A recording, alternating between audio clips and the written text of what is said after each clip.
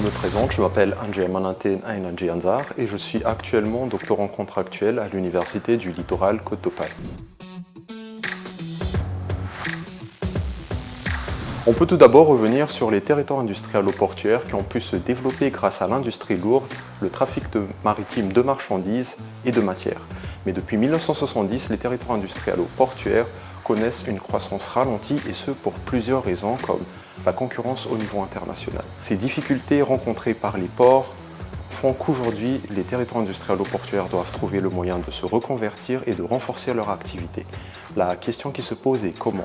Les territoires industriels-portuaires qui sont fondés sur un modèle d'organisation dit linéaire peuvent accueillir des activités de l'économie circulaire fondées sur les boucles de réemploi de matière et d'énergie. Sur le plan de l'analyse du développement territorial, nos travaux compléteront ceux associant développement territorial et économie circulaire, comme la thèse soutenue en 2018 par Fedwa Kasmi à l'ULCO et celle en cours de Sonia Vessière. La comparaison entre le grand port maritime de Dunkerque et les autres ports de la mer du Nord nous permettront de faire ressortir les bonnes pratiques d'économie circulaire ainsi que leur forme organisationnelle. Sur le plan de l'analyse de la dynamique entrepreneuriale, nos travaux permettront de voir à quel point les territoires industriels-portuaires sont des terreaux favorables pour le développement d'éco-innovation et de nouvelles expériences entrepreneuriales.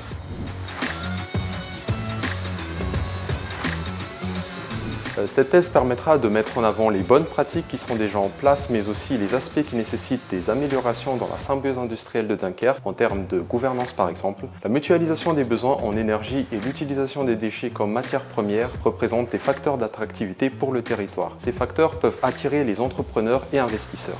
La mutualisation est avant tout un avantage pour les entreprises déjà présentes, un gain économique considérable pour les entreprises qui auront alors un avantage compétitif. En réduisant les ressources énergétiques et les matières premières consommées, les entreprises limitent leur impact sur l'environnement, ce qui est aussi profitable pour l'ensemble des habitants d'un territoire, moins confrontés à la pollution. Pionnier et innovant, c'est ce qui définit le territoire de Flandre-Dunkerque en matière d'écologie industrielle, avec des exemples très concrets comme en 1962, EDF y installe une centrale thermique fonctionnant avec les gaz de process d'Usinor, aujourd'hui ArcelorMittal. Cette centrale a depuis été déconstruite mais remplacée par DK6 en 2005.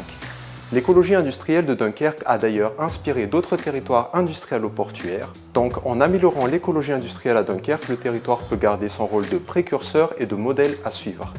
Mais des blocages peuvent apparaître du fait d'un certain nombre de difficultés liées au coût économique de la transition, comme les nouvelles technologies et les nouvelles infrastructures et à la pérennité des expériences menées.